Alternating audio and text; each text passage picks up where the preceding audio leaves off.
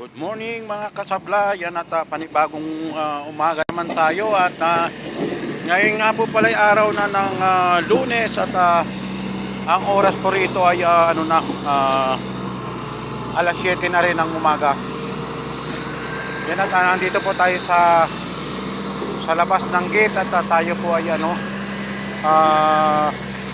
kagigising lamang at medyo na rin po tayo ng gising natin. Medyo naalanganin na rin tayo. Wala naman tayong trabaho po kasi kaya medyo minsan ay talagang sinasagad din po nating matulog. Ano na po kami rito, bali 4 na buwan na po kaming walang trabaho at may naantay na lamang po tayo. Yan at maraming beses ko na rin pong sinabi yan sa aking mga content na kami po ay hindi na hindi na po kami nagtatrabaho. Nag-aantay na lamang po tayo ng biyaya. Yan po yung mga ginagamit ng aming yung aming sa camp namin, yung mga generator na yan, yung po ang pan-supply sa kuryente. Yan po ang ginagamit sa umaga at gabi. At ngayon po ay pansamantala po munang pinahinga yung generator, gawa ng magdamag po siya na naka-open.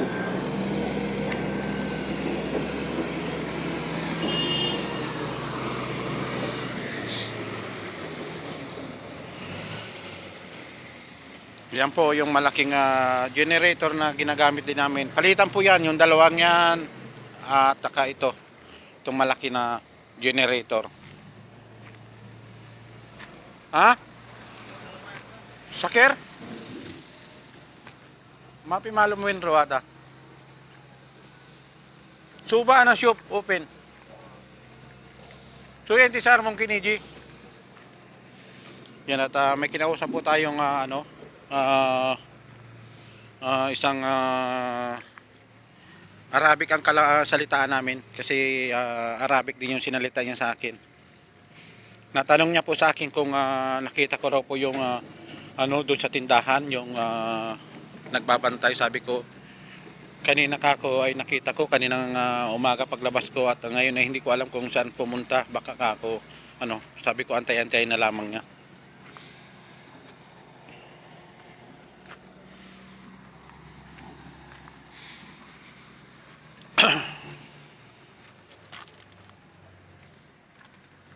Sarado ang tindahan.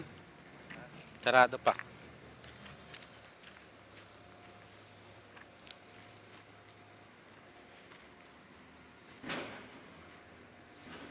Yan, medyo sa pa yung yung nagbabantay siguro baka nagluluto ng tiyay kasi napakaaga pa eh. Pero kanina maaga rin siyang nagpunta diyan. Siguro nga ay may pinagkakaabalahan pa siya. Pansamantalan niya munang sinarado yung kanyang tindahan na binabantayan. Kasi wala namang gaanong bumibili pa. Wala namang gaanong bumibili.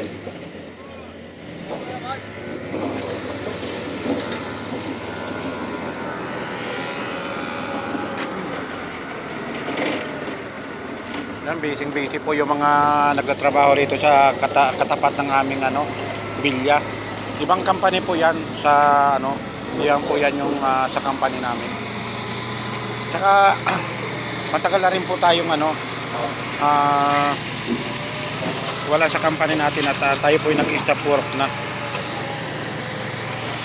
Bali po kami lahat 16 na Pilipino pero 6 lamang po kami nandito sa bilya na tinutuluyan ko ngayon. Yung 10 ay nandito sa kabilang bilya rin. Doon sila nag-aantay. At meron din po silang pansamantalang ine-extrahan na trabaho doon. Dito po sa natuluyan namin ay wala kami ma-extrahan dito.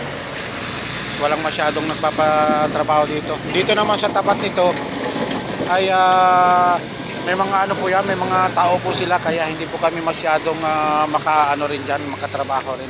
May mga sila, may mga tao po sila na na sarili mga tao po talaga nila. May mga sariling tao talaga sila. Kaya hindi kami maka-extra diyan sa marami sanang trabaho diyan. Mga electrical, mason, marami po. Ang ano nga lamang po ay may mga ano sila, may mga tauhan na sila na sila na mismo ang nagtatrabaho din. Kaya hindi maka-extra yung mga katulad namin na ano.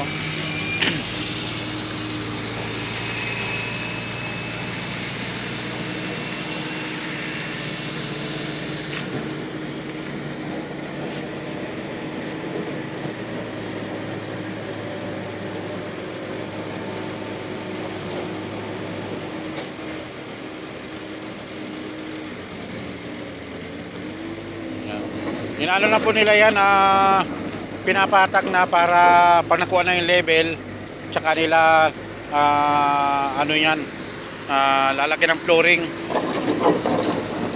Kahapon kasi nakita ko dyan kahapon sila, ay ano yung tawag dito, nag-ano sila dyan, nagsusurvey, may nagsusurvey. Yan.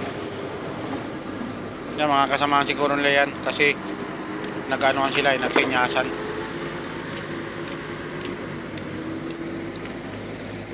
Nagsinyasan po sila, nagsinyasan.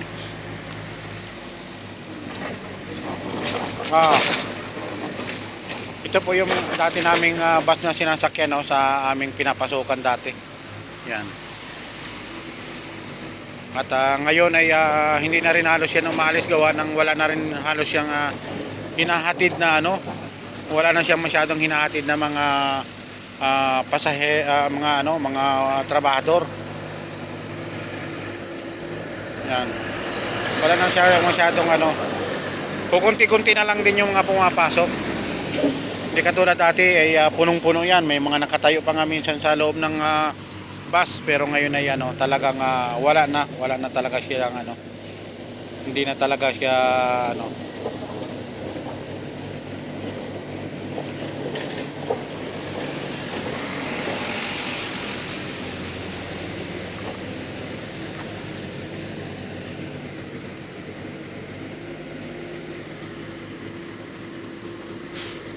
wala na masyadong yung pumapasok. Parang na yata lang 8 o 7 yung pumapasok ganun. Hindi na katulad dati na talagang marami kami. Kasi yung iba na rin, sumuko na din.